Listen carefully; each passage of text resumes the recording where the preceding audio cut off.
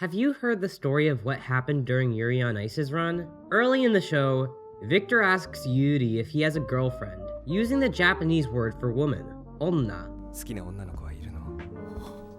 which is a natural way of trying to figure out his proclivities, if you know what I mean. From here on, when referring to potential or past lovers of Yuri's, Victor is sure to use the gender-neutral term, koibito. Yet the subs, at least in the initial airing, gendered this term, continuing to use girlfriend. In an ordinary show, this would be a frustrating decision, but a relatively harmless one.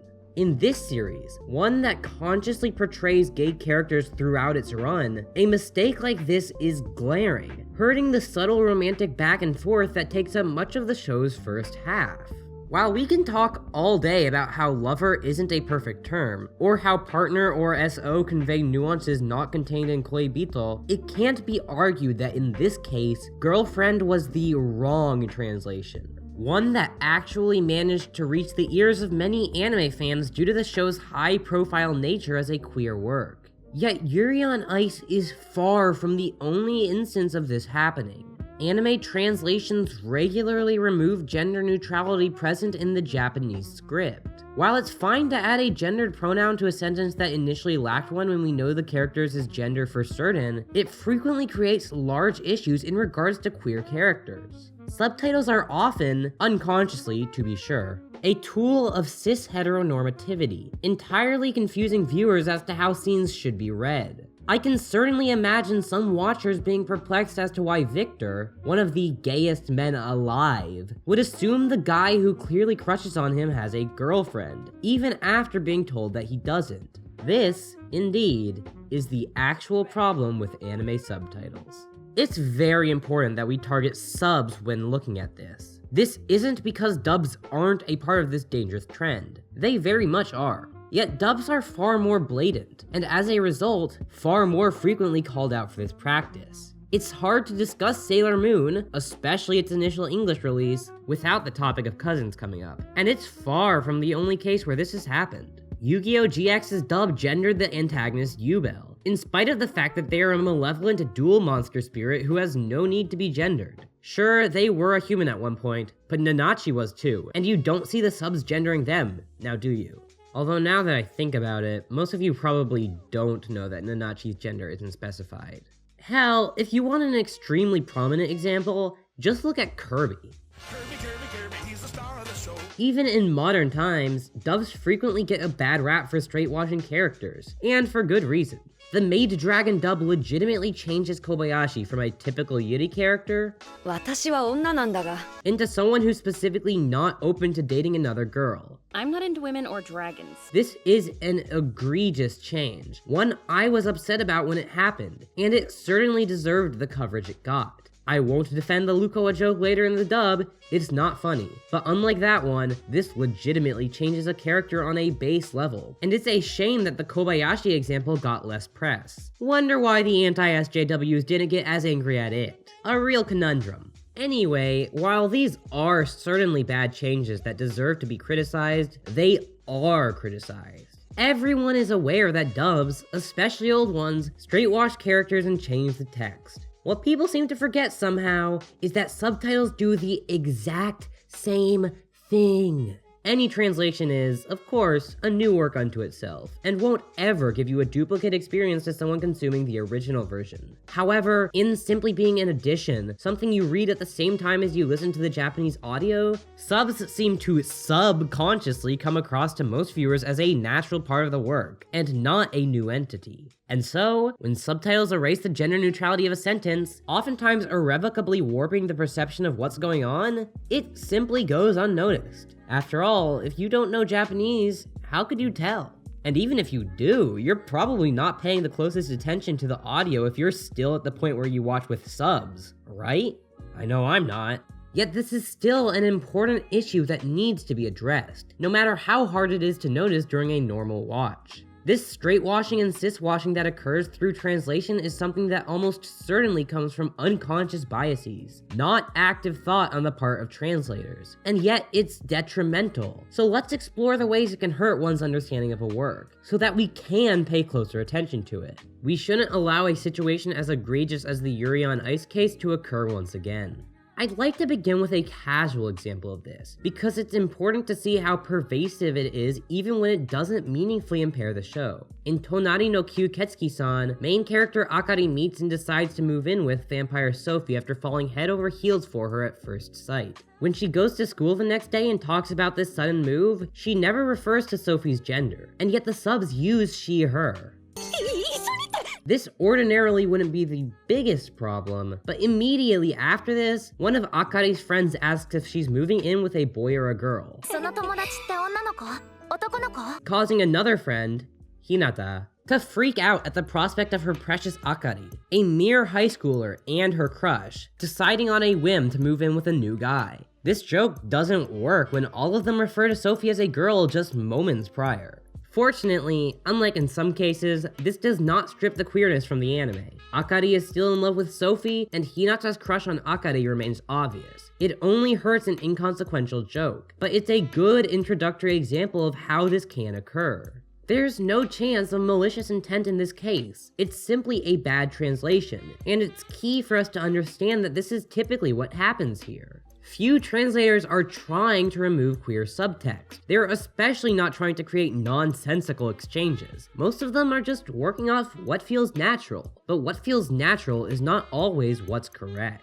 An interesting case occurs in Märchen Mädchen, where main character Hazuki is brought into a world of magic, quickly crushing hard on school leader Shizuka. Now, fortunately, when her stepsister corners her about why she's skipping school, Hazuki refers to this person she's come to like using they, them.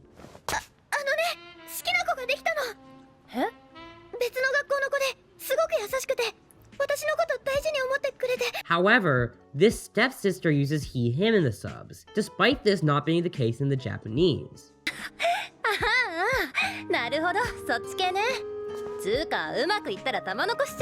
Compared to other examples, this isn't actually bad. The translators clearly knew to use they, them in certain instances, and when they do use a gender pronoun where it's not in the source, it's an instance where said character does assume the gender of the person they're referring to. Given that she talks about Hazuki being set for life, it's clear she assumes that this potential partner is a boy. Yet it still indicates a potential poor direction, one that's avoided here but oh so often not in other cases. I have no criticism for the translators here. It's a solid adaptation that doesn't fall apart like the series' production does. Oh, poor Märchen Mädchen. I love you so, if only you had been treated properly. And in many ways, this serves to indicate situations in which it's fine to add gender where it initially isn't. After all, Japanese simply uses gendered reference less often, and it would be awkward to avoid it in all cases as long as the gender is known by the speaker and those they're talking to. Us trans trenders haven't abolished gender quite yet after all, but there's still a hint here of the danger that the other examples present. Let's move on to cases where this danger actually crops up. Situations where it's not just bad, as in Kyuketsuki, but actively detrimental. Take the instance of Kino's Journey. In the 2003 series, as well as most fan translations, let's not even get into the god-awful Tokyopop version of the light novel, which outright butchers almost every element of the series that it touches, from gender, to prose, to not adding weird one-liners out of nowhere. Kino is referred to with she, her, in spite of the fact that they aren't gendered by the text itself. どうですか?相変わらずです。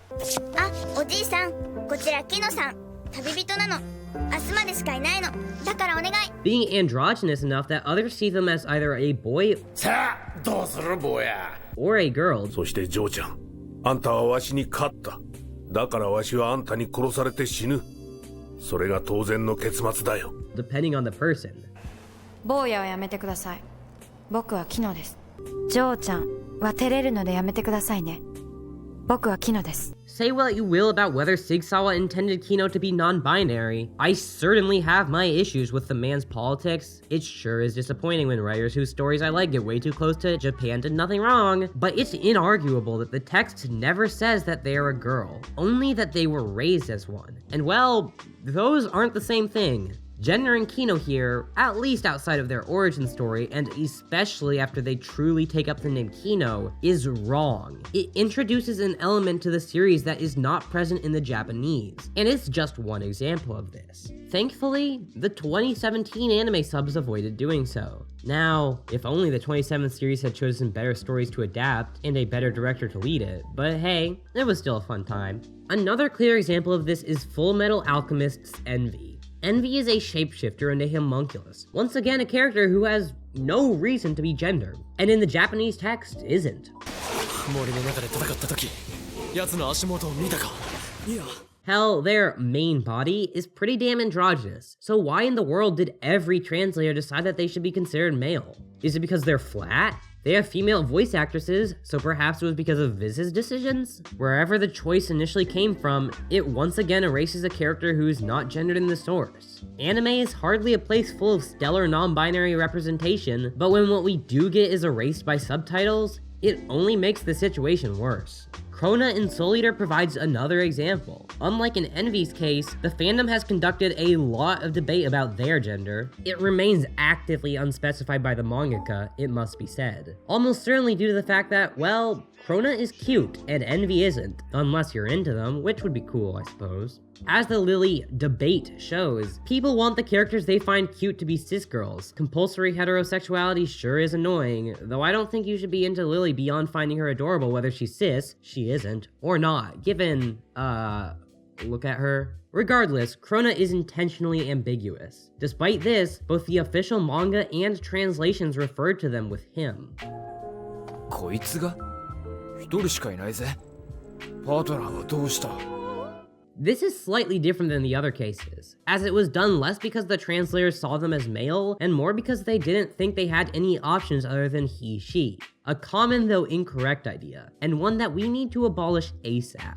Yet it remains a problem, giving ample official ammo to those in the debate who refuse to recognize Krona's ambiguous, and perhaps non-binary, gender as what it is, not to mention all the confusion it causes. This is perhaps even more glaring than other cases, as rather than just not recognizing that the character is non-binary, they knew, and just didn't care.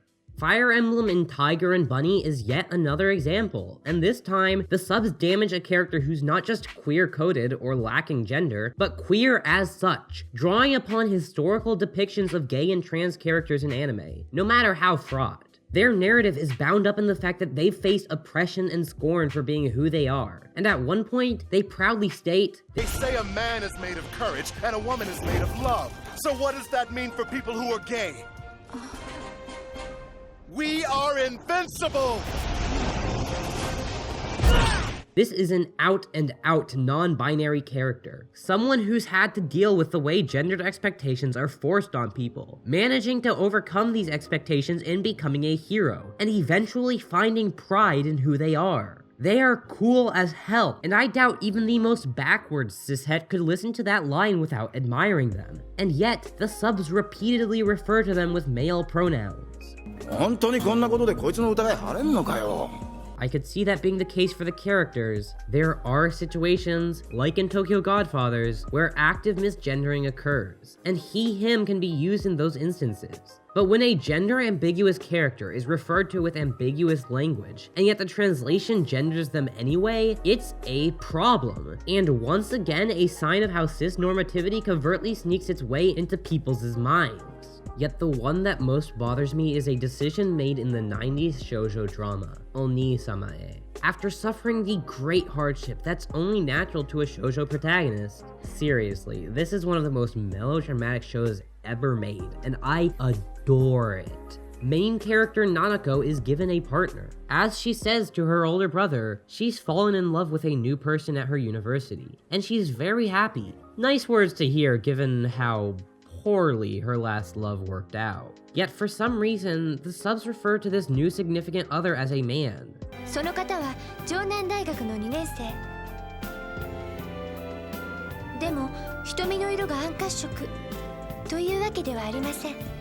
I've checked this a good half dozen times throughout the past year, and I can say with certainty that the Japanese does not gender Naneko's new partner. For a show that stands as both the first TV Yuri anime ever made, and an adaptation of one of the genre's first manga, this is not just frustrating, it's horrendous. I've seen people criticize the show for having a gay until graduation ending, something which admittedly was common at the time, though most often, the girls would just swear off romance or die after the failure of their first relationship, when that's not what happens in the slightest. It may not say for sure that she ends up with another girl in the end, and perhaps that merits criticism, but it hardly forces her into straightness either. This is, I believe, the most detrimental example in the entire piece, because if you trust the subs here, your entire understanding of what the work's conclusion is saying will be ruptured beyond repair. If you can see this example and still defend the process of removing gender neutrality purely because using they them is awkward, then you're not worth talking to. In a world of expanding queer rights, as these topics come up more in anime, this is a problem that we have to deal with.